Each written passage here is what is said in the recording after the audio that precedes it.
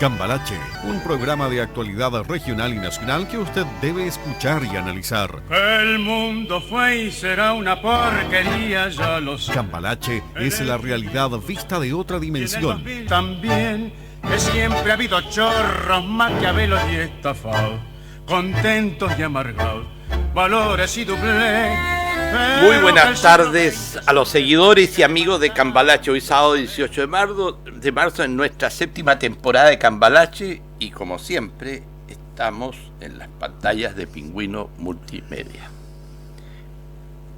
A mi izquierda Claudio Morán, ya muy conocido, panelista de Cambalache, y una vez más tengo que decirle que Arturo Estorá, que es el otro panelista, ya va a estar el próximo sábado. Eso sí, ya me lo confirmó porque está en Puerto William por razones laborales. Viene remando de vuelta. Viene remando, claro. Arturito.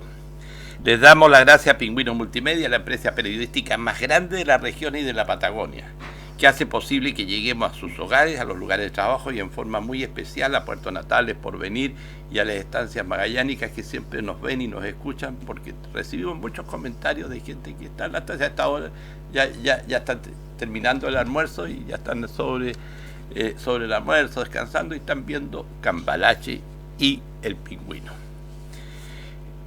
Cambalache es y será siempre un espacio de opinión política, con comentarios muy personales de quienes lo emiten.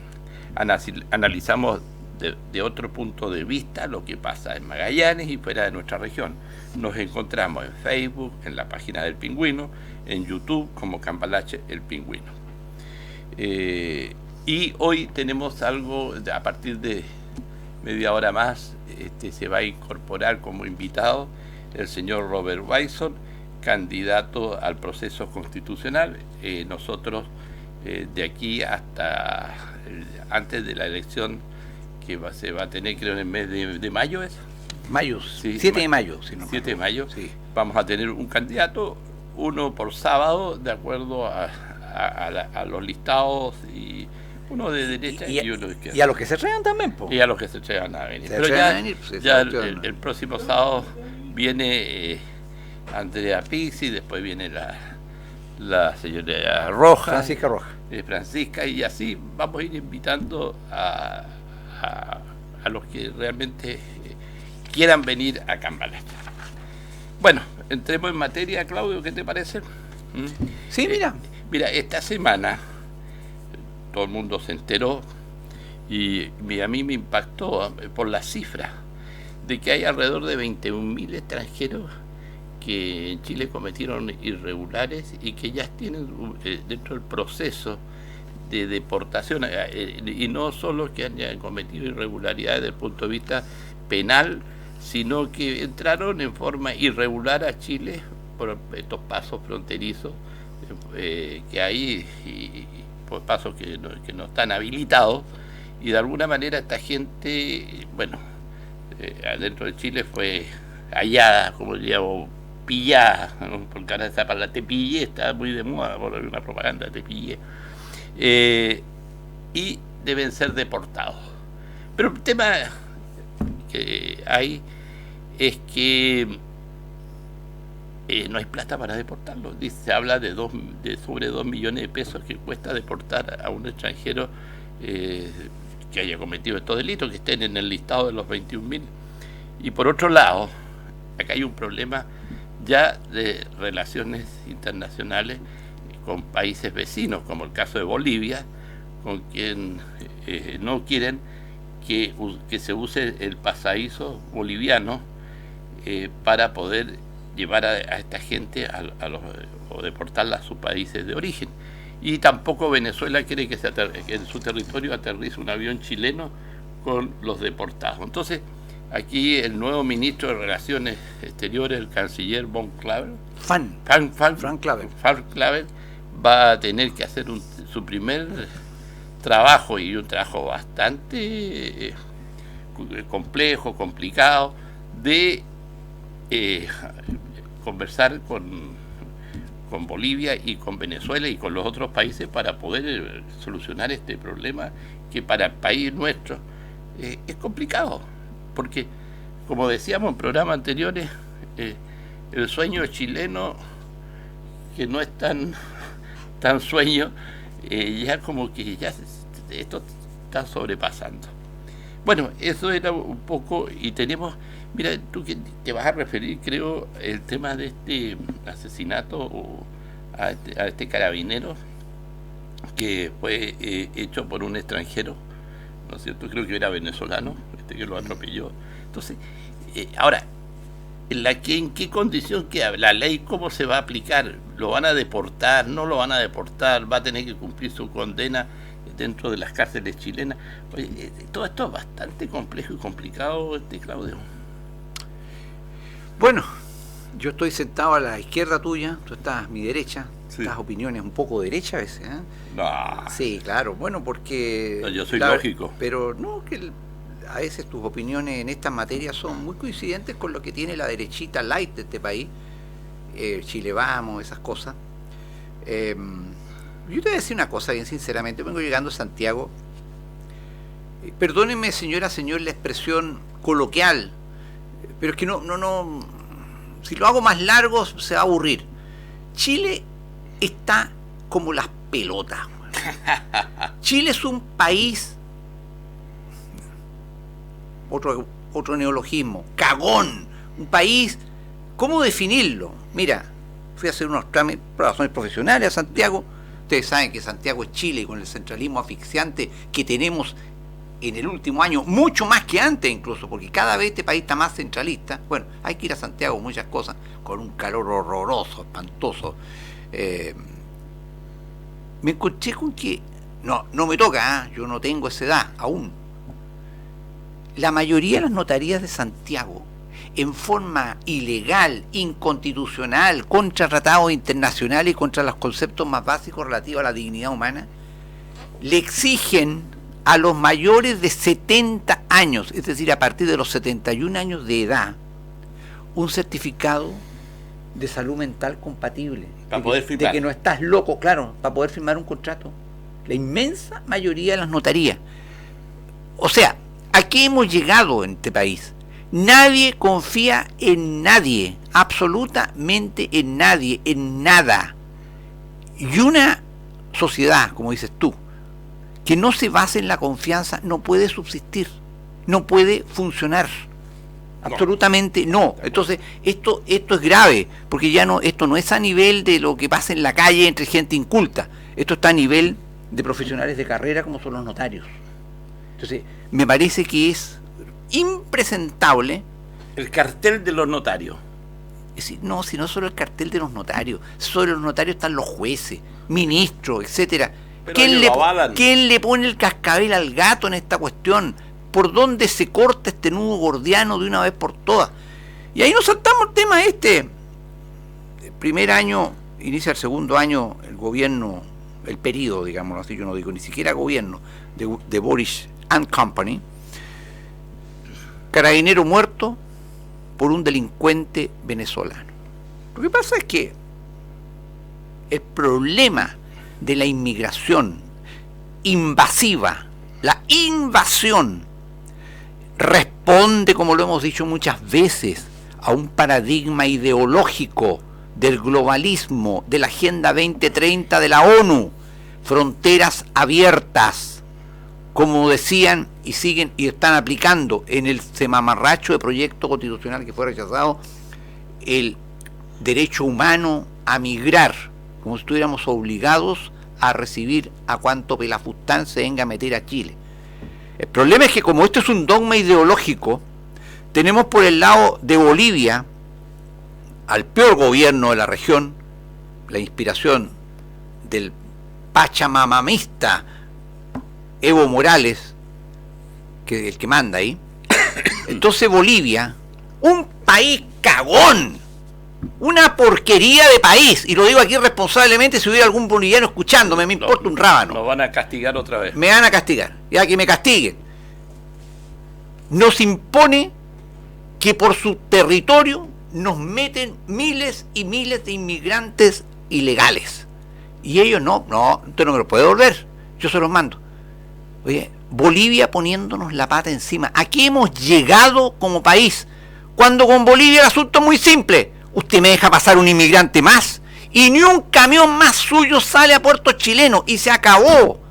Y se acabó, así como Argentina le echó la foca recientemente a Gran Bretaña respecto al tema de las Malvinas, ¿no es cierto? Le echamos la foca a Bolivia, pues. Usted, señor, se acabó el tratado, esta cuestión. No, usted no me deja pasar a nadie más. Así son los países que se hacen respetar. Chile hoy día es un país que vale callampa, que no lo respeta nadie en ninguna parte. Este es un país, hazme reír. Y tenemos, lo digo con mucha pena, a nuestras Fuerzas Armadas, especialmente al Ejército, de relacionadores públicos, no sé, como cuando en los locales de votación, buenos días señor, señora, mire, consulte cuál es el número de su mesa, bla, bla. Exactamente lo mismo. Si las Fuerzas Armadas deberían estar, para eso son armadas, custodiando que no entre nadie por la frontera, nadie. Pero como este país tiene, y este gobierno, una política de fronteras abiertas, deja pasar todo esto. Esto es premeditado. Este es el cumplimiento de ese tema, sería muy largo tratarlo acá, que se llama la ventana de Overton. Hace 10 años esto era increíble. Cuando nosotros fuimos el primer programa del país que empezamos a tratar el tema de la inmigración, la invasión ilegal, acá hace unos cuantos años atrás, nadie hablaba, esto era un tema tabú, prohibido. Todos miraban con esto, nadie podía creer lo que estaba pasando y lo que iba a pasar, y lo previmos en este mismo programa, y es lo que está ocurriendo hoy. Nos están comiendo las termitas por dentro, las manzanas podridas están pudriendo el resto del cajón, estamos perdiendo Chile los chilenos. Esto es cuestión de tiempo, es cuestión de pocos años más. Yo siempre he dicho, tengo una pesadilla recurrente. Suelo ser muy respetuoso de la legislación del tránsito, nunca siquiera contesto un teléfono celular cuando me llaman, voy conduciendo, pero de repente mi pesadilla es que me va a parar un policía con uniforme de carabinero, porque ya ni carabineros quedan, y me va a decir, documento, señor, ¿ah? Papi, tu documento. Que no podemos llegar a esto, estamos desapareciendo como cultura, eso es lo que está pasando. Bueno, entonces, ¿qué es lo que pasó la semana pasada? Que el general director de Carabineros estalló. Yo tengo muchas críticas hasta el general Yáñez, pero ya no da más, que le están matando a su gente en esta forma. ¿Y qué es lo que hace? Y llama a los poderes colegisladores a darle extrema urgencia a los proyectos de ley que protegen la actuación de Carabineros de forma tal que se presume que han actuado bien y no todo lo contrario, en que se hacen un disparo tengan que entrar a defenderse ante la justicia, porque así los tratan. Claudio. Pero déjame terminar la idea, déjame terminar, pero escúchame. No te lleves todo el programa. No, si no me estoy llevando todo el programa. ¿Y cómo responde el gobierno? Mandando con trámite de extrema urgencia un proyecto de ley para declarar el día 9 de julio, Día de la Bandera de Chile, de nuestro símbolo nacional, el Día de la Visibilidad Lésbica. O sea, qué importante el tema versus que los extranjeros nos están matando los carabineros. Eso es lo que vimos la semana, ya, pues. Pero, a ver, vamos por partes. Mira, tú siempre te gusta darle una baza, darle un palo al gobierno, como que el gobierno sería culpable de todo lo que pasa dentro de la sociedad acá. Yo te podría decir, quizás ese venezolano que mató al carabinero, que lo atropelló, no habrá sido un invitado de Piñera cuando invitó a los venezolanos a venir a Chile. Entonces, veamos para atrás, y las cosas son muy sencillas. O sea, él podría sacar, oye, no, yo estoy acá en Chile porque me invitó el expresidente Piñera. Fue allá, ¿te acuerdas cuando fue a Cúcuta, a la frontera con Venezuela, a invitar venezolanos que vengan al sueño chileno acá y que lo iban a ser bien recibidos? Y los venezolanos agarraron papa y se vinieron a Chile. Bueno, buena invitación. Que Piñera entonces financie la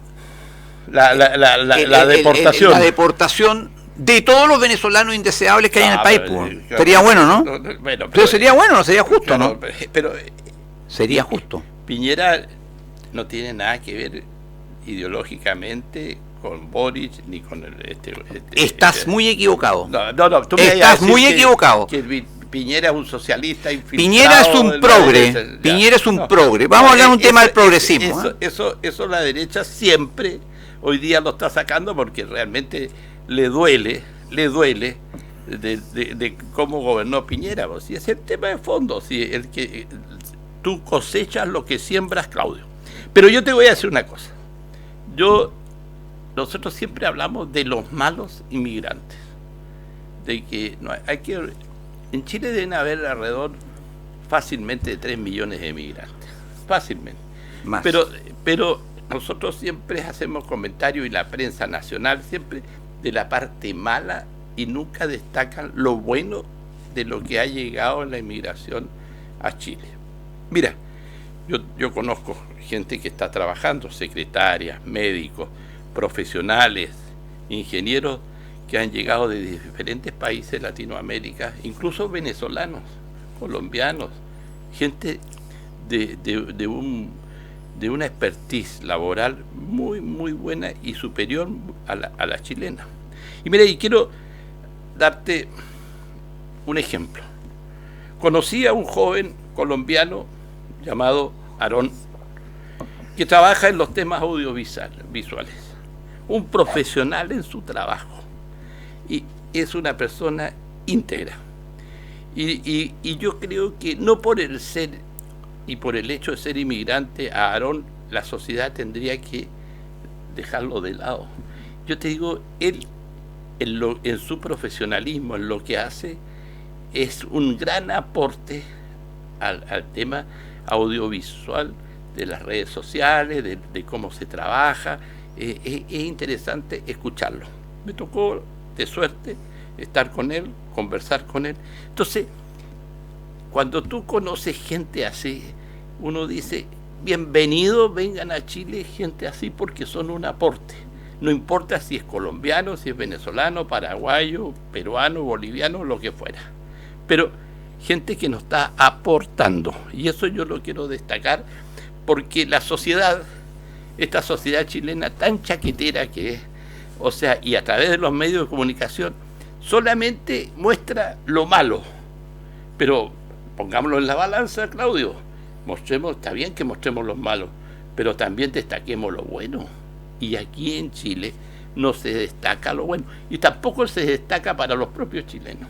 Mira, yo te voy a decir, hoy día, y esto te hago un paréntesis, hoy día Magallanes y Chile está entrando a un proceso que puede ser recontra importante para el desarrollo económico de la región y de Chile, el tema del hidrógeno verde. Yo te digo una cosa, ¿cuántos medios de comunicación a nivel nacional o a nivel local están promoviendo, enseñándole a la población qué es lo que va a ser el hidrógeno verde y cuál va a ser su impacto que va a tener en la economía, y no solo en el tema de las lucas, como decimos vulgarmente, sino en los temas sociales, de la gente que se va a incorporar a Magallanes, gente que va a venir a trabajar, que va a ser parte integrante de la sociedad magallánica? Qué importante es conocer que todo el mundo, que los magallánicos, la gente que vivimos acá, cómo vamos a proyectar este desafío del hidrógeno verde con respecto a lo que es la región. Y eso es importante, pero nadie lo destaca. Pero sí destacamos que el problema en la televisión, que los relojes de Paribet con la tonka Tomis, destacamos que el otro, no sé, le dijo a la otra que era cualquier epíteto. Y eso se hace, de algo que no tiene importancia, se hace una tremenda bola de nieve, por decirlo así, de grande, de algo que a la gente no le interesa. Pero los medios están para eso, para entretener. Es tan cierto eso de que pan y circo es lo que el mundo político le entrega a la Bueno, pero Boris, sociedad. a ver, pero es que nosotros no podemos tocar temas serios en forma liviana. No. Aquí la cuestión es la siguiente. Las fronteras de Chile están abiertas. Entran miles todos los días ilegalmente contra Se la hablan ley de 800 chilena. más o menos Ya, promedio. Todos los días. Todos los días. Esa gente, perdóname, esa gente no viene a aportar. En segundo lugar, a nadie en Chile le preguntaron si estaba de acuerdo con este desastre. A nadie. Y ahí están. Ahí están invadiéndonos. Ahí está ocurriendo. Las fronteras están abiertas. Y saben y todos sabemos que esto es un paradigma ideológico. ¿Paradigma ideológico de quién? Del progresismo. Y el progresismo es de izquierda y es de derecha. Eso que lo tengamos bien claro. Ese es el mal contra el cual nos estamos enfrentando hoy día los chilenos. Y nos están aniquilando. Pues bien, 21.000 extranjeros que no pueden ser deportados por falta de recursos. Oigan, si acá en Chile debería haber una deportación más de 1 millón de personas. Si esto es una brutalidad lo que está ocurriendo. Es una brutalidad. Nos están comiendo por dentro. Estamos perdiendo Chile. Vean los índices simplemente de natalidad. Cómo se multiplican los extranjeros llenos de hijos chilenos versus la juventud chilena que no quiere tener hijos. Cuando se habla en Chile del problema del narcotráfico, no hay lío de drogas en que no hayan metido de extranjeros, y especialmente colombianos, que han sido traídos a Chile por los grandes carteles de la droga. No son los únicos. En Chile están operando las maras en el norte, y están operando el tren de Aragua, etcétera, etcétera, etcétera. Y nuestras policías, porque ustedes saben que el carabinero, su arma de servicio es un Colt 38 y tiene que enfrentarse a fusiles automáticos, y más encima no se atreve a usar el arma porque lo sancionan, y así lo están matando. O sea, absolutamente a la defensiva. Si lo triste del caso es además la connivencia, la colusión entre el actual gobierno y todos estos males, porque ellos han sido por muchos años los promotores de las fronteras abiertas. Aún recuerdo al diputado Gabriel Boric: el problema de Chile es que hay demasiados chilenos, porque así defendieron todo esto. Y están vigentes los decretos de la señora Bachelet del año 2015, que en la práctica significan que hoy día los extranjeros tienen más derechos y más privilegios que los chilenos, y reciben mucho más beneficios sociales, y eso la gente lo sabe, lo nota y se molesta. Pero aquí nadie le pone el cascabel al gato. Si el problema es lo malo, y yo lo digo responsablemente y seriamente, no es lo que la izquierda ultra que nos gobierna hace. Esto era previsible. El problema está en que por el otro lado las fuerzas políticas que deberían ser contrarios a todo esto están carcomidas también por el progresismo sin progreso y apoyan toda esta situación. Ese es desgraciadamente el problema de nuestro país. Nadie defiende a Chile. Yo defiendo a Chile, pues. Yo sostengo que las fronteras tienen que cerrarse y al que entra se le dispara. Mire qué sencillo. Y a Bolivia, señores, se cerraron todos los puertos chilenos. Que no recibe devolución. Muy bien, pues. Nosotros no recibimos mercadería boliviana. No ya, sale por puertos chilenos. Ya, y se acabó la tontera. Ya, pues. Pero tú siempre le pones énfasis que hoy día este es un gobierno de ultraizquierda. Mentira. Es ultraizquierda y es globalista. Y es antichileno. Es el enemigo de Chile. Claro. Lo que pasa que la ultraderecha está muy dolida porque ganó el gobierno y la coalición que representa Gabriel Boric. Ese es un tema muy claro. Y tú, de alguna manera, hoy día estás molesto por eso. Imagínate que hubiese ganado Kast. Yo soy de ultraderecha. ¿Qué sería hoy día de Chile? Yo soy de ultraderecha. Tú eres de ultraderecha. ¿Por qué soy de ultraderecha? Por la manera de las cosas que dice y ¿Por qué? Porque digo que las fronteras tienen que cerrarse, bueno. No, pero y que hay que defender a Chile. Soy de ultraderecha. Otra... Soy ultra. Tú siempre has sido ultra, tú. ¿Pero por qué? A ver, yo dime. No he sido ultra izquierda. Pero perdón, tú eres empresario, yo no lo soy. Bueno, que tiene que ver que yo sea empresario. O sea, el empresario para ti tiene que ser de derecha porque así está conformado, ¿no? Po. Bueno, debería por lo menos creer en la libertad económica. ¿Tú no crees en la libertad económica? Yo creo en los temas de la libertad económica. Y ¿en los temas o en la libertad? En la libertad y en los sistemas económicos. Bueno, en los económicos libres. Sí, de todas maneras, bueno, es un tema que vamos a seguir discutiéndolo y conversando. Al final, tú sabes, Claudio, de que nuestras conversaciones van mucho más allá de lo que a veces discutimos y hablamos aquí en Campalache. Llegó nuestro invitado. Roberto Bison, Heck. como lo defino yo, como republicano, empresario, una persona que ideas muy liberales, polémico, y hoy está como el primer invitado en este ciclo de Cambalache que vamos a opinar sobre este nuevo proceso constitucional. Él es candidato al Consejo Constitucional. Muy buenas tardes, Roberto. Hola, hola Boris. Claudio, muchas gracias por la invitación. Con mucho gusto acudo para conversar con ustedes, que es muy entretenido. Mira, la estructura del programa, nosotros no somos periodistas, no te vamos a preguntar cosas, vamos a intercambiar opiniones. Este es un programa de opinión. Entonces, lo que nos interesa es conocer tu opinión de este nuevo proceso, por qué tú estás en esto, y cuál va a ser tu aporte en caso de ser elegido, y ahí vamos a ir conversándolo entre los tres, que es una de las posibilidades que hay, o sea, si te presentaste justamente para que te puedan elegir. Y ser un aporte no solo al país, sino también un aporte a la región. Y esto así, va para todos los candidatos. Mira, para mí este proceso que se está llevando a cabo, y yo lanzo la primera piedra, para mí es lo menos democrático que yo he visto hasta ahora, en la forma como se ha ido conformando. Este asunto de elegir 24 personas que le dieron el título otorgado de experto. ¿Experto de qué? Bueno, me llamaba la atención, no estoy de acuerdo con eso, la manera que se hizo, donde 12 personas fueron elegidas por el Senado, 12 por la Cámara de Diputados, en donde hay paridad de género. Después hay 14 personas que fueron también elegidas a dedo como el Comité Técnico de Admisibilidad.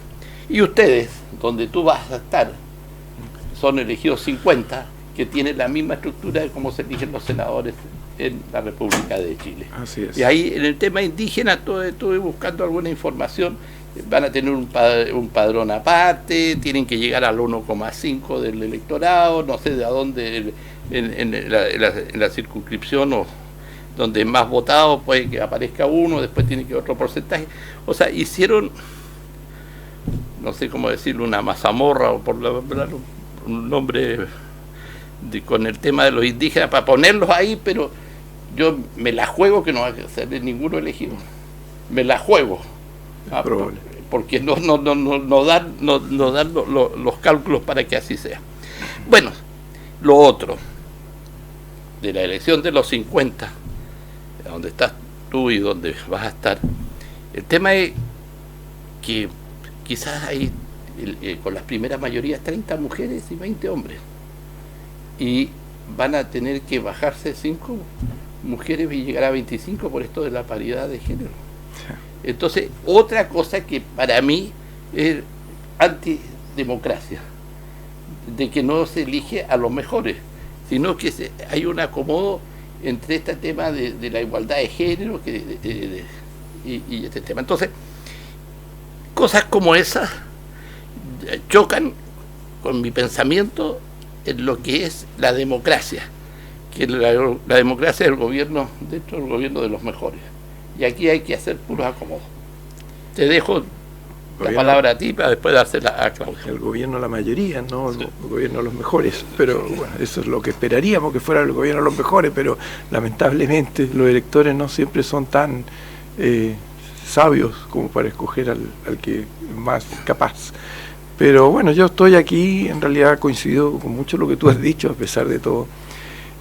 Yo creo que eso nunca debimos haber estado acá. Yo creo que se hizo un rechazo contundente y debimos ver si es que alguien tenía alguna sugerencia de cambio en la Constitución. Yo creo que todos tenemos algo.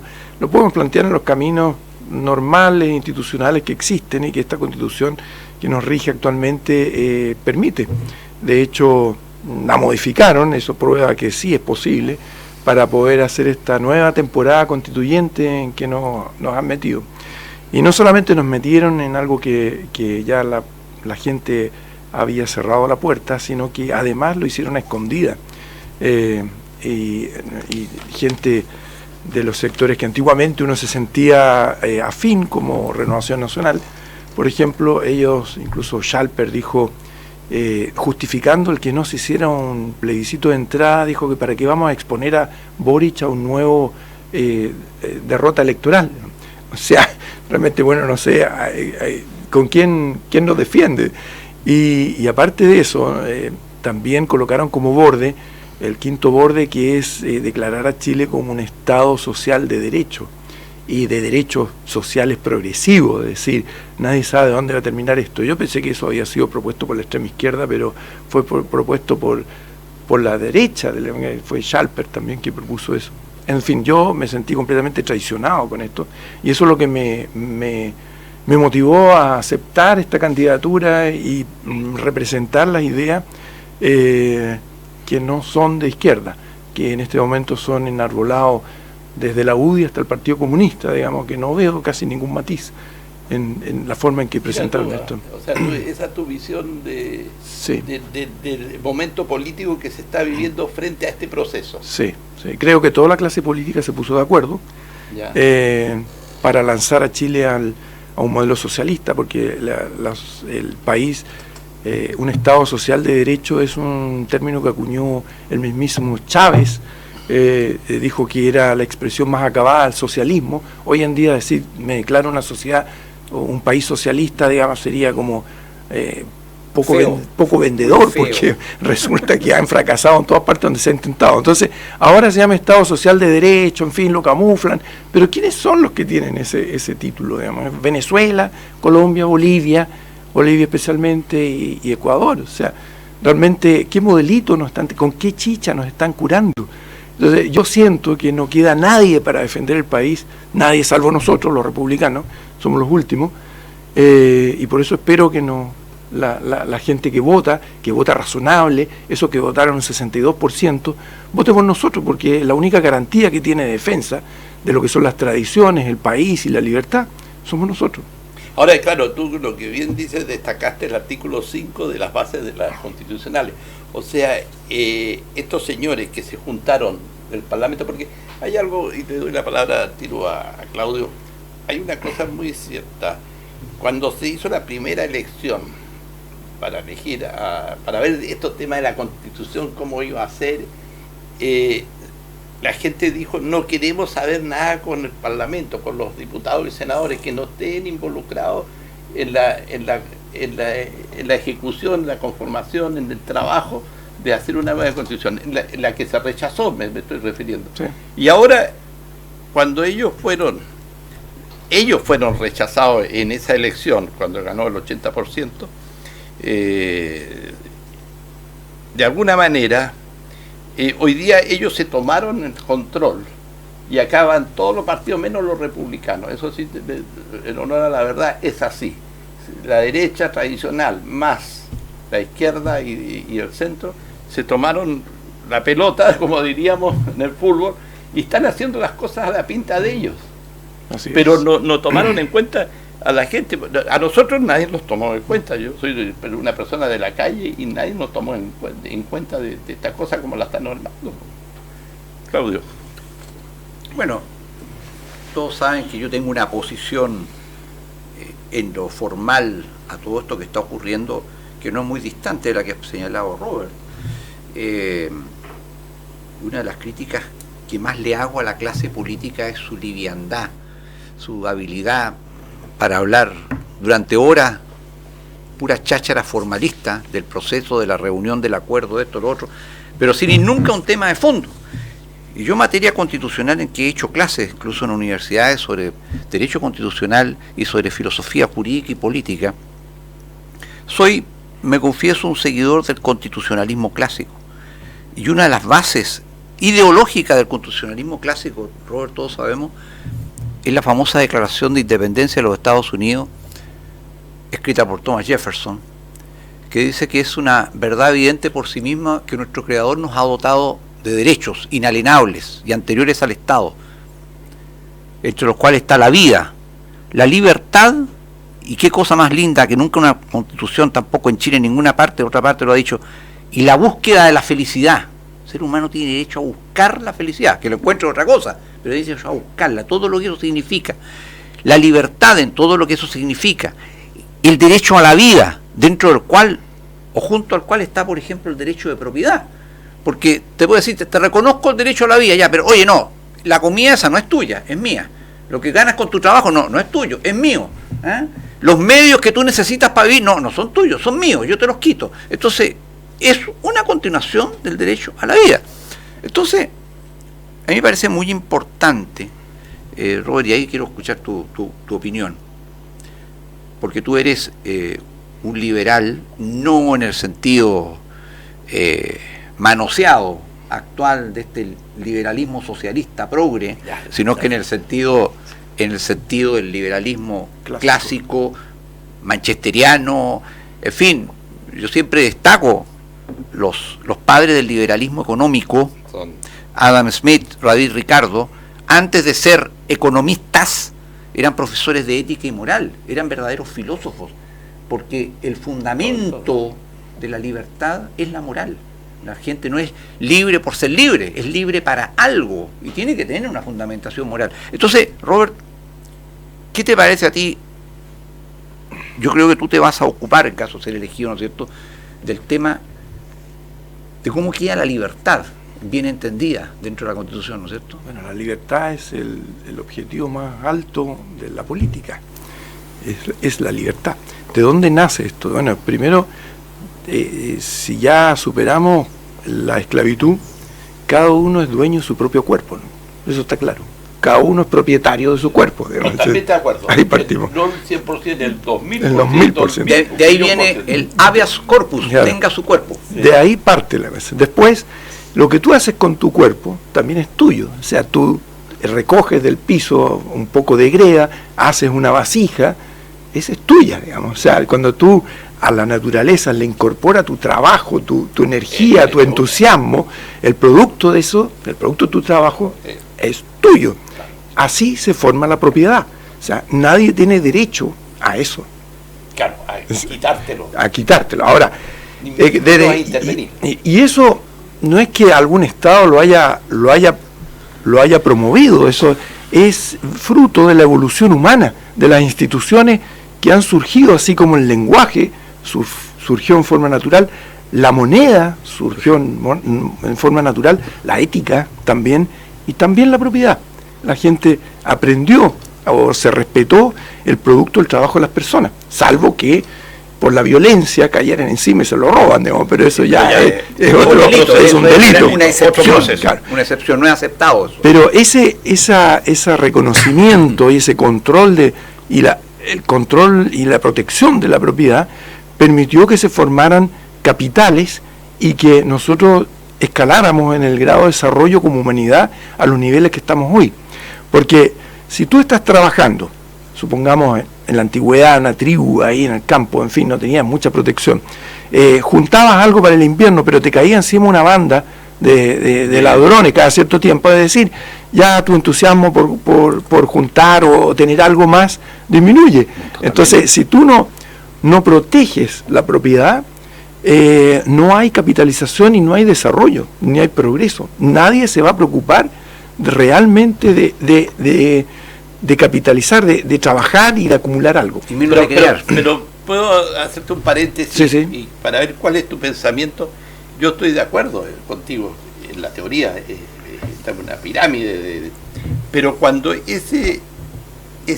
desarrollo de ese capital se transforma en un monopolio y produce el abuso, ¿cuál es tu opinión frente al abuso? A ver, ¿qué abuso?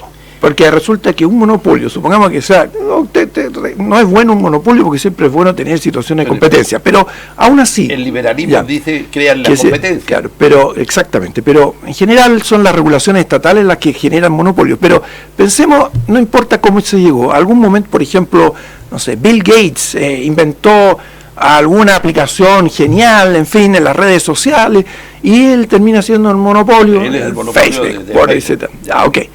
¿Dónde está el abuso? En el fondo, él ofrece un servicio o será un producto, o lo que sea, y alguien libre y voluntariamente lo adquiere a un precio que se produce de conveniencia. Es decir, en esa transacción nadie pierde, porque si el consumidor perdiera, supongamos que está comprándole a un monopolio, ¿ya? Si el consumidor perdiera, no compraría. O sea, la única razón que explica que alguien compre un producto es que ganó algo. Claro, pero mira, pero bien doméstico el ejemplo, o sea, tenemos que ir a los ejemplos macros de este abuso, el abuso, por ejemplo, de la banca en Chile, que tú lo hemos venido discutiendo hace 5 años. Bueno, la colusión de la banca en Chile, claro. Y cuando tú siempre dijiste por qué no se abre el sistema para que vengan bancos americanos o chinos o de donde sea. Por la falta de libertad y la falta de libertad. Entonces, la falta de competencia. La regulación, exceso de regulación. Entonces, el tema, por ejemplo, hoy día, esta semana, ¿cuál fue el tema doméstico? Las paltas.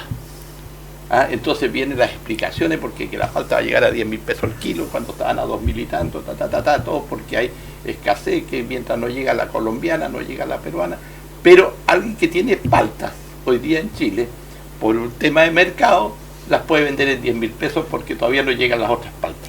Entonces, claro, es un tema de oportunidad, pero esa oportunidad tiene ética, tiene o no ética, tiene abuso o no abuso. No, ese aquí, bueno, voy a conectar tu opinión frente a cómo es. Voy a conectar algo que estábamos hablando recién, la propiedad, con este tema, que están íntimamente ligados.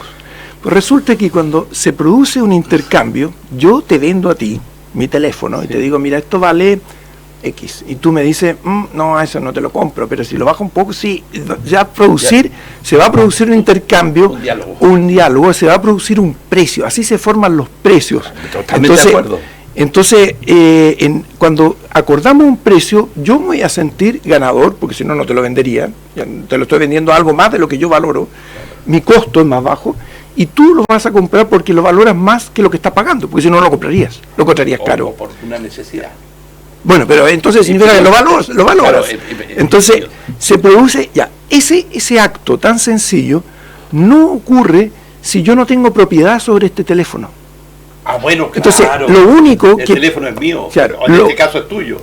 Lo único que te genera ese intercambio y el surgimiento de los precios, que ya voy a explicar cuál es la importancia de los precios, es el hecho de tener propiedad.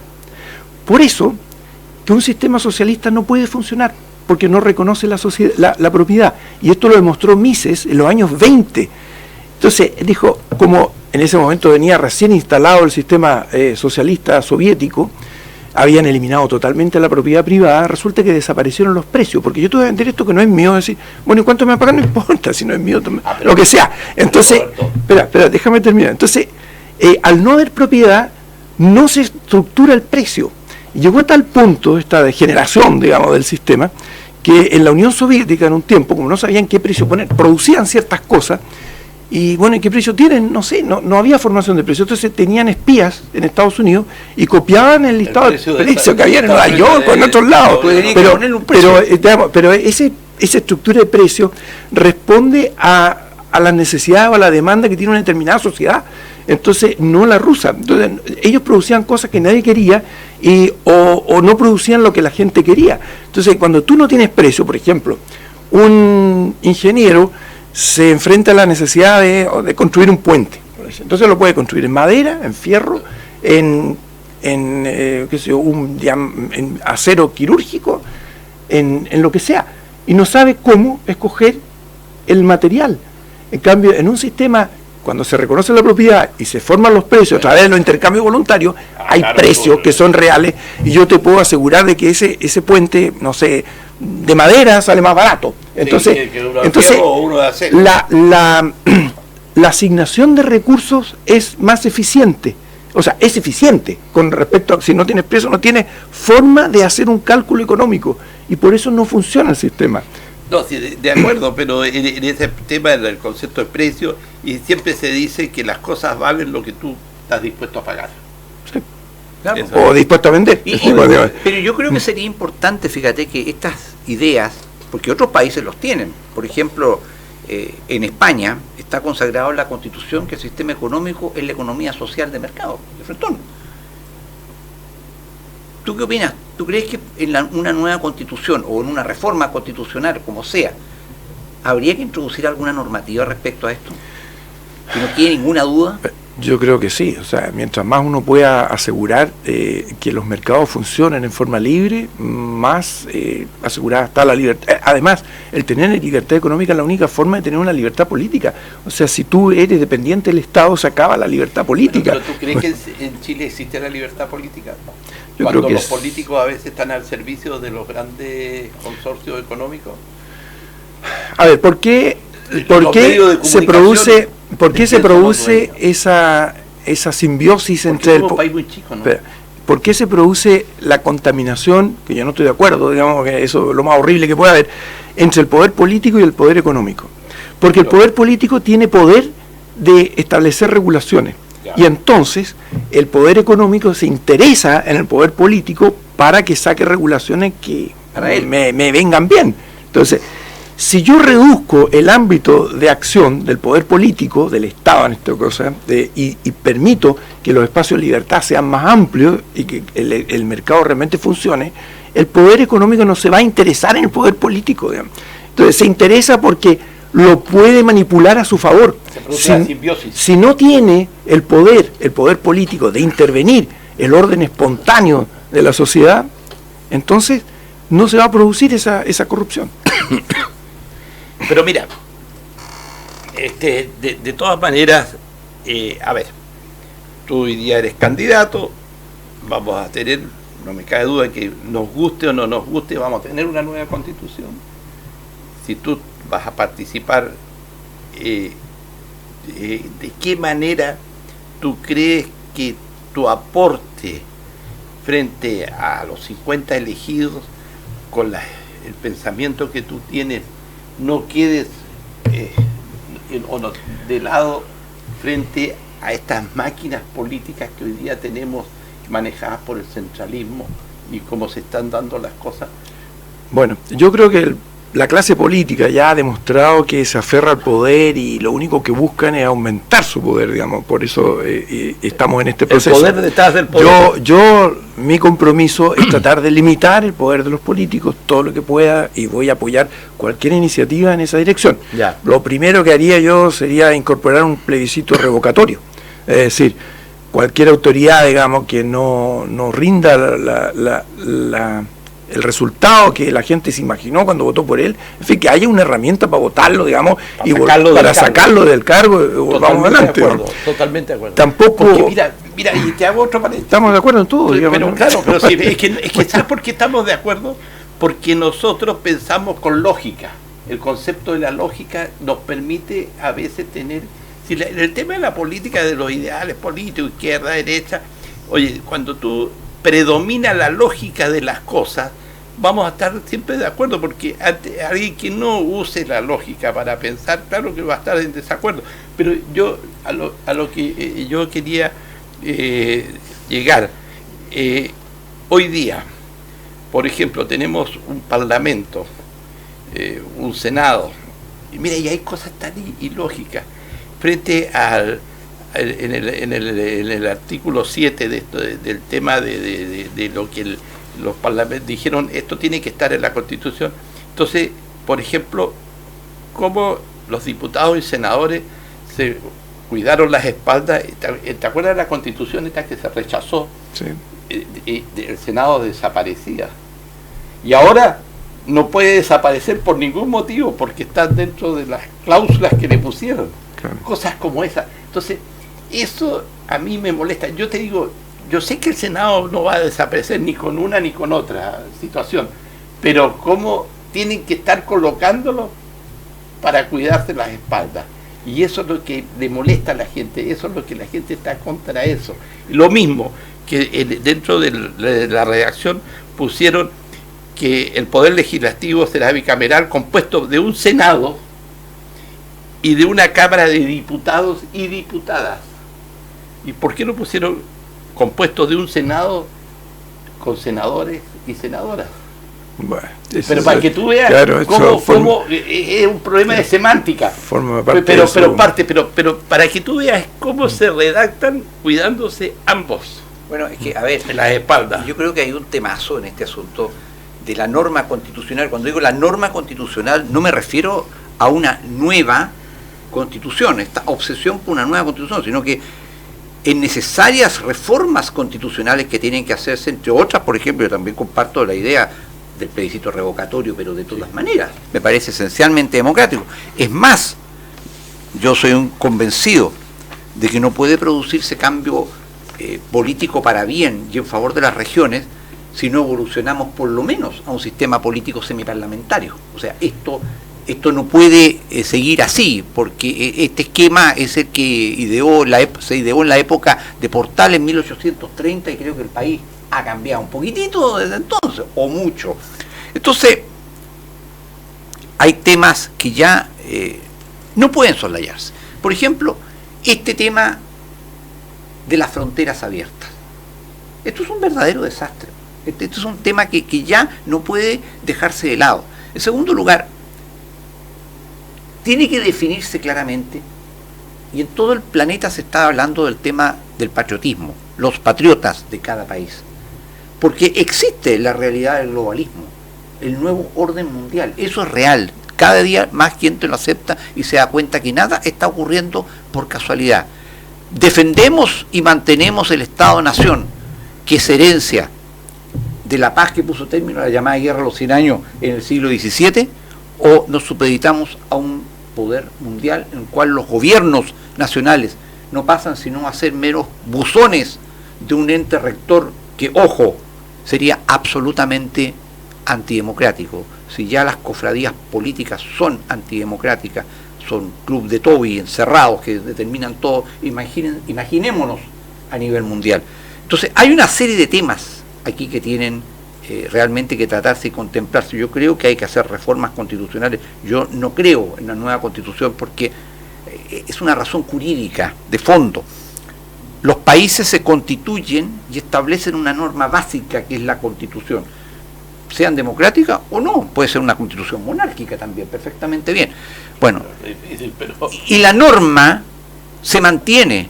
Puede cambiar y hablarse de una nueva constitución, pero la que nosotros tenemos en este momento tiene como antecedente inmediato la Constitución de 1925 y antes de la 1833. ¿Por qué? Entendámonos, un país no se corta, no hay un abismo, un desfiladero y después se parte de cero de nuevo. Eso no es posible. ¿Por qué la izquierda radical en este país planteó esta aberración llamada página en blanco? Por la aplicación de un axioma leninista de la Unión Soviética. La historia comienza con la revolución. Eso es lo que están planteando, en pocas palabras. Entonces, va a haber nueva constitución, que no va a ser tan nueva, porque no puede ser tan nueva. Yo solo digo porque he sido estudioso del derecho constitucional por muchísimos años. Tú no puedes crear una norma a partir de cero, ¿en cuánto? ¿6 meses? Imposible. Es absolutamente imposible. Acaba tu presidente de inaugurar o promulgar la llamada Ley TEA. Presidente. Ley TEA, no es tuyo, no es mío. No. Ley TEA, No sea... que tuvo como 8 años de tramitación. Una ley de 25 artículos.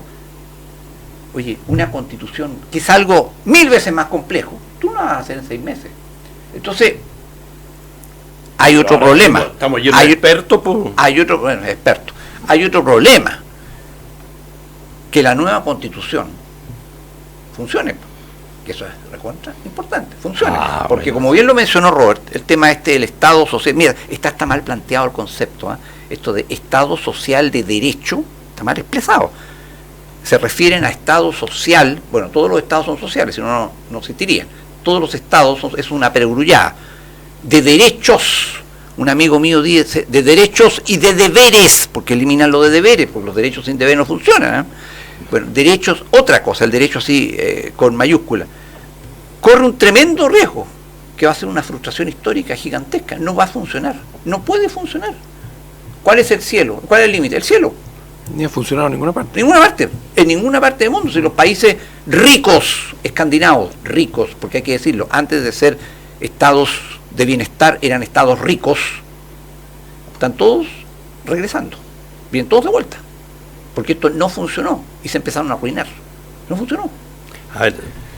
Bueno, yo no soy... ese es uno de los puntos que encuentro más conflictivos.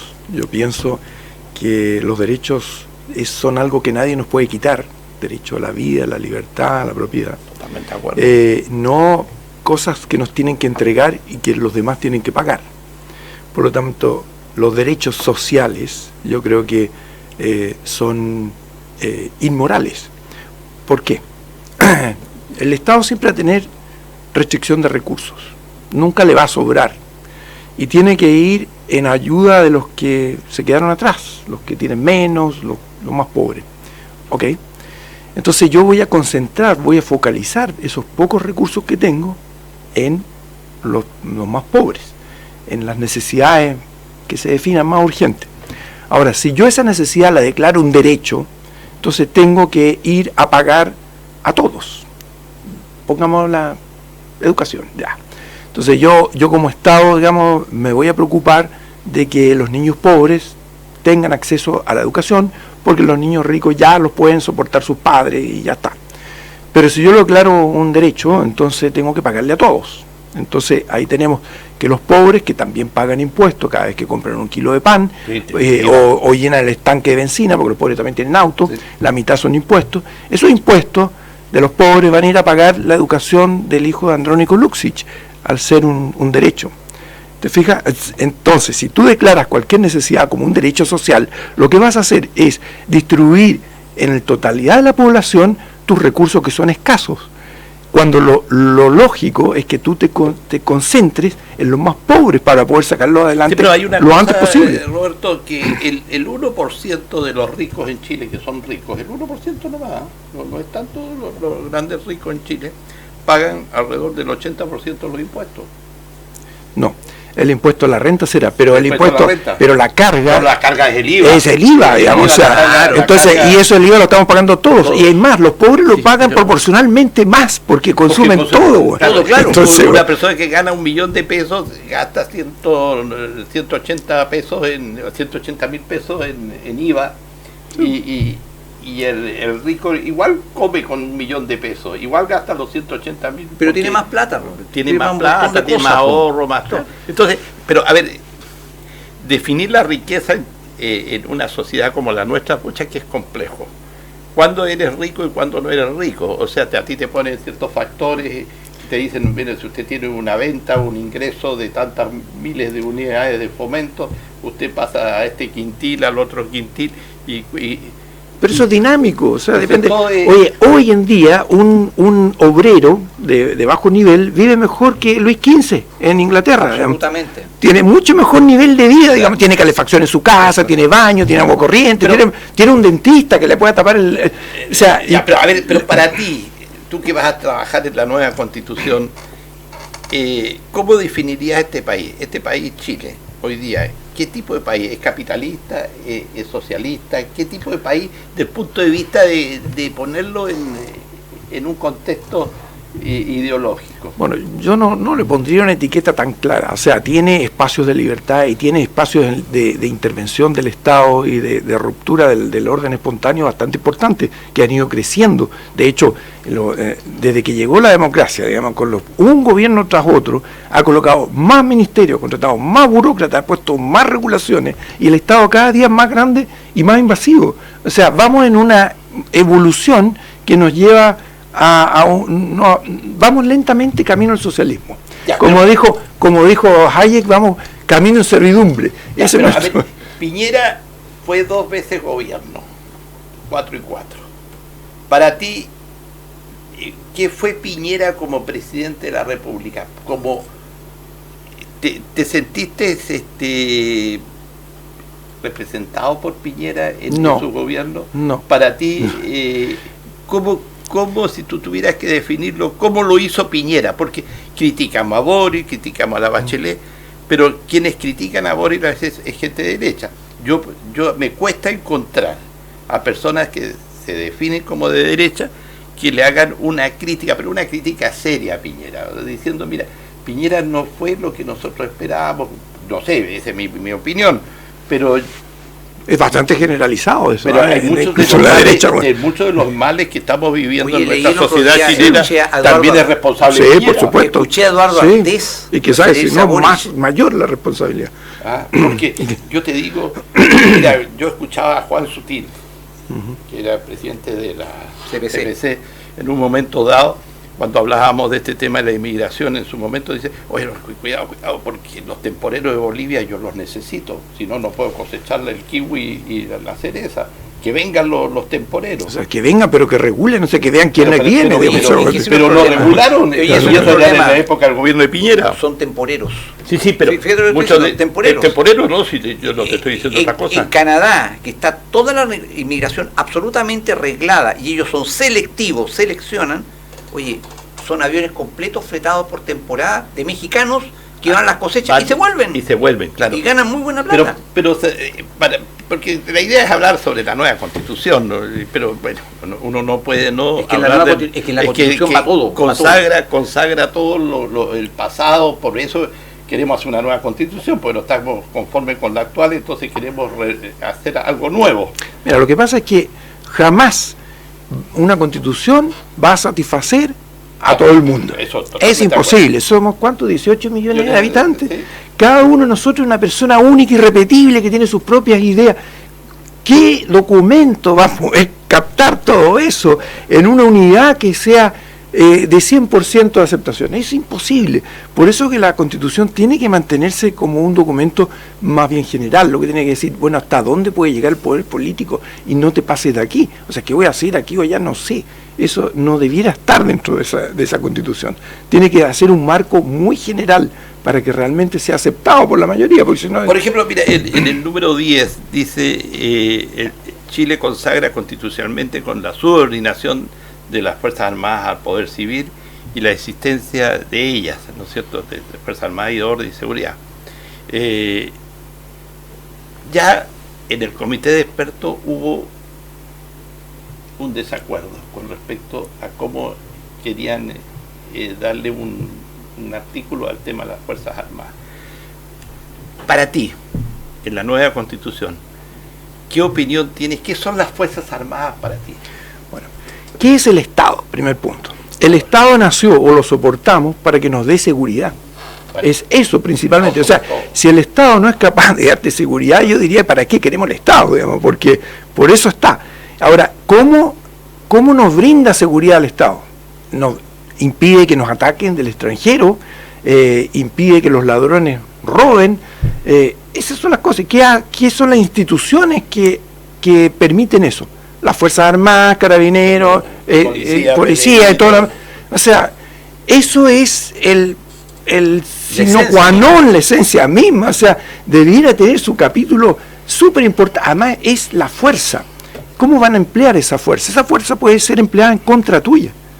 Entonces, pues de ahí la importancia que esté dentro de la Constitución. O sea, me parece que haberlo sacado del índice de los capítulos que va a tener es un despropósito. O sea, creo que no se entiende bien en qué consiste el Estado y para qué es.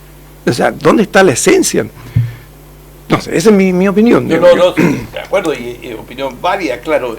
Por eso estamos conversando, porque mucha gente le gustaría saber, de los que están viendo y nos están escuchando, que Robert Bison, ¿qué opina sobre el tema de las Fuerzas Armadas? ¿Qué opinas de esto? Porque al final tú vas a convencer al electorado, ¿no es cierto?, quien van a votar por ti, de acuerdo a lo que tú piensas y cuáles son tus ideas, cuál es tu programa para llegar al trabajo de esta nueva Constitución, que eso es importante. Muchos analistas han dicho que la esencia del cambio constitucional que se pretendía en lo que se rechazó el 4 de septiembre era el régimen político, porque ese régimen político que ahí se establecía permitía un control sin contrapeso por parte de un sector político determinado, que es el sector del actual gobierno. Entonces, aparentemente por ahí va a apuntar la cosa, o ahí está la clave, porque tú controlando el sistema político, ahora puedes sacar una nueva Constitución con un montón de declaración de derechos muy bonitos, se ve, pero si tienes el control del sistema político, todo eso lo cambia. Ahí está la clave, ahí está la clave. Entonces, yo creo importante, Robert, que se vaya tomando conciencia de este hecho. ¿En qué sentido? Aquí no hay neutralidad ideológica. Aquí no hay un amor por el derecho constitucional. Esto de que el país, a mi juicio, es patético y deprimente, que estemos en un segundo proceso constituyente que ha sido impulsado por la derecha, no por la izquierda, la derecha. Ex-derecha. Ex-derecha. La derechita light, la derecha la ex-derecha, claro. Entonces, ¿qué es lo que estemos en esta situación? ¿Por qué? ¿Por qué? ¿Y por qué el tema de las Fuerzas Armadas? Es ahí donde se notan esos rebalses ideologistas globalistas. Porque el globalismo, la Agenda 2030 de la ONU, lo que quiere es que las Fuerzas Armadas pasen a ser fuerzas de paz al servicio del orden mundial. Ensayo, los cascos azules, que los mandan para todos lados, sin armas, qué sé yo, a mirar nomás, no sé para qué, no solucionan nada, en Haití no solucionaron absolutamente nada, y en otras partes tampoco. Entonces, obviamente, hay una premeditación ideológica en contra de las Fuerzas Armadas tal cual las hemos tenido y concebido en Chile. En el caso chileno es aún un poquito más fuerte, porque los que conocemos un poquito del resto de América, nos damos cuenta, nuestras Fuerzas Armadas en Chile, que además son el último ejército, por decir, Fuerzas Armadas prusiano del mundo, con una disciplina y una gallardía que es admirada. Es decir, aquí la gente de otros países latinoamericanos se queda con la boca abierta de la parada militar. O sea, realmente un orgullo para nosotros como país. Eso es justamente lo que les molesta. Entonces, hay rebalses ideológicos en esto muy fuerte. Aquí no hay un amor al derecho constitucional diciendo, mira, vamos a hacer un ejercicio intelectual y por eso queremos hacer una nueva constitución. No, la verdad es que aquí esto se está haciendo, por eso yo comparto contigo cuando hablamos del comité de expertos. Este comité de expertos, como bien dijo, expertos sí, académicos, debe haber como 4 o 5 expertos, el resto son políticos nomás, es un comité, y ellos son los que van a redactar esto, y bueno, y el contrapeso van a ser el consejo al cual va a ir Robert. Pero nosotros no vamos a arreglar todo, no te preocupes. Nosotros vamos a arreglar, pero van a estar eso. los 14 que van a ante la admisibilidad, claro. Entonces, que al final no sé qué va a terminar. Oye, yo te digo, el ciudadano, porque el ciudadano es el que tiene derecho a voto, va a elegir a 50 personas, hombres y mujeres, para que hagan este trabajo. Pero ustedes también entran con las manos amarradas ahí adentro, porque van a tener que recibir lo que dicen los expertos, y si tienen alguna controversia van a tener que ir a este otro comité de los 14, y de alguna manera, pucha, que va a estar difícil esta cuestión. Pelearemos con todas nuestras fuerzas. Y trataremos de arreglar este asunto. Si no podemos, bueno, habrá que llamar a rechazo. ¿Tú te acuerdas que la actual constitución, de la cual solo quedan los colgajos, porque la constitución de 1980, después de las reformas de los gobiernos sucesivos, después no queda prácticamente nada del original, se comenzó a gestionar y a crear a través de algo que muy poca gente recuerda, las actas constitucionales? Sí. ¿Y qué fueron las actas constitucionales? Fueron avanzadas normativas.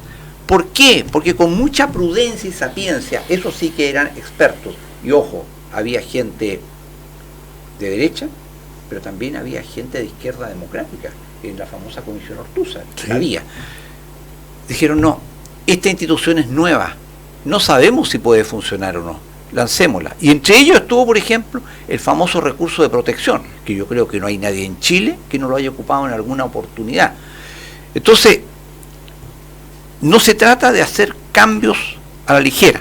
Es decir, mira, Chile ha sido, sí, por más de 200 años, una república presidencialista, con un marcado...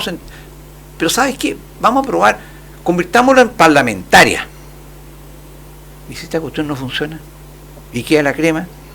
Entonces, ¿puedes hacer grandes cambios significativos y que funcionen?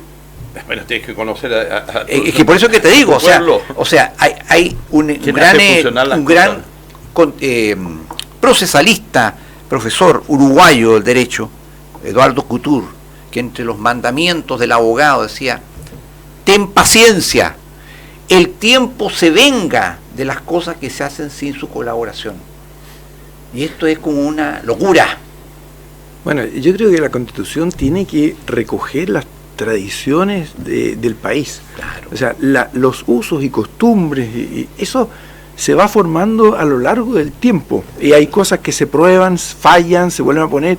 Y hay muchas cosas que nosotros, Hayek habla de eso, nosotros ni siquiera comprendemos, pero están ahí porque algún beneficio le entregó a la humanidad. O sea, no se trata de llegar y borrar cuenta nueva. O sea, uno puede hacer modificaciones, intentar cosas. Cada generación que se sucede en la humanidad, yo creo que quiere también aportar algo al desarrollo, ¿cierto?, de la especie, digamos. Pero no romperlo todo, porque es como faltarle al respeto a todos los que te precedieron, que todos lo hicieron mal. O sea, al final, algunas cosas le hicieron mal, otras buenas, pero sobrevive lo bueno, digamos, Pero, entonces se va. Pero mira, yo quiero hacerte un análisis en base a lo que estamos conversando. Nosotros somos bastante ya mayores, por no decir tan viejos. Ya tenemos canas. De alguna manera hemos vivido muchos procesos en Chile.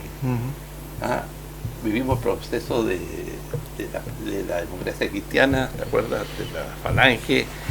Después tuvimos el proceso de la Unidad Popular, tuvimos el proceso de golpe de Estado. O sea, como generación tenemos mucha experiencia de procesos políticos y sociales que hemos vivido en Chile. La gente de los últimos 20 años no ha vivido los procesos que nosotros, sino ha vivido procesos de modernidad, del teléfono celular, del computador, de las comunicaciones, pero en sí no ha vivido de los procesos sociales y procesos que fueron duros para nuestra sociedad, que la viviste tú y yo, ¿me entiendes? Entonces, esa experiencia también sirve para lo que se está haciendo ahora. Por supuesto. Para que las cosas no se repitan, lo malo no se repita y se extraiga de lo bueno.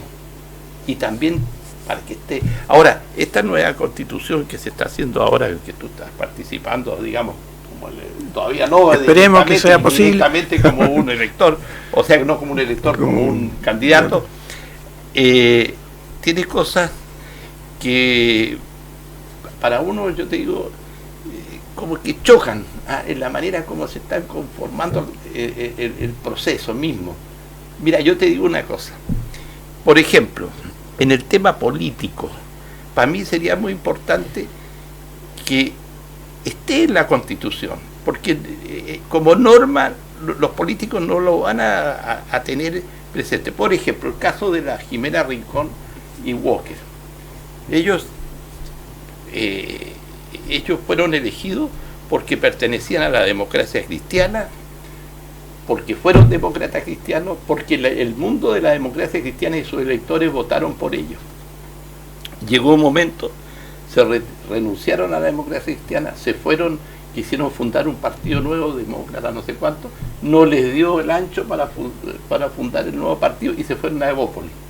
Entonces, el tema es que ellos se transforman, y lo pongo como ejemplo, y de ellos hay muchos, lo que se me viene a la memoria de ellos, se transforman en unos estafadores de la política con respecto a su electoría. Ellos cuando renuncian al partido y no quieren seguir más, debieran poner su cargo de senadores a disposición del partido, porque el partido fue el que los promovió. Esta cosa de lo independiente en la política, que yo me cambio, no me cambio, yo te digo... Pero ¿qué pasa cuando es el partido el que cambió y que traicionó a su electorado? Bueno, y hay mucho de eso. Bueno, también hay de eso, si hay partidos que...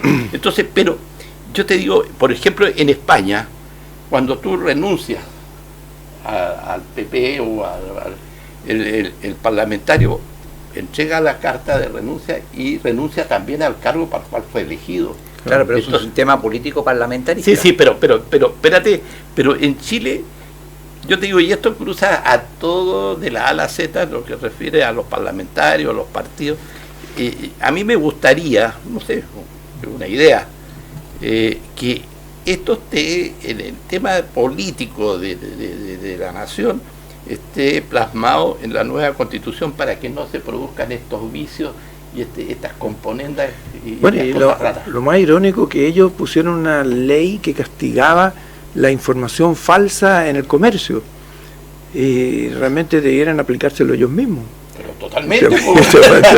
¿No te das cuenta? Pero sí, así es. Porque desgraciadamente, bueno, ¿cuál es el mecanismo que uno tiene? Es no votar por ellos. Sí, pero es largo. Pero ahí lo que podría ser, por ejemplo, el referéndum revocatorio, a lo mejor podría aplicarse bajo ciertas condiciones, no sé, una manera de sacarlos del mapa. Yo te digo, es que al final, yo te digo, y tú como abogado, yo por ejemplo como elector, y a ver, claro que el voto es secreto, yo podría ir a la justicia y decir, me siento estafado por este parlamentario porque se cambió de partido. No podrías, porque estarías metiendo... Porque las elecciones son por la persona y no por el partido. Estarías metiendo al Poder Judicial, que se supone que es autónomo, en un tema de una discusión política atingente a otro poder del Estado.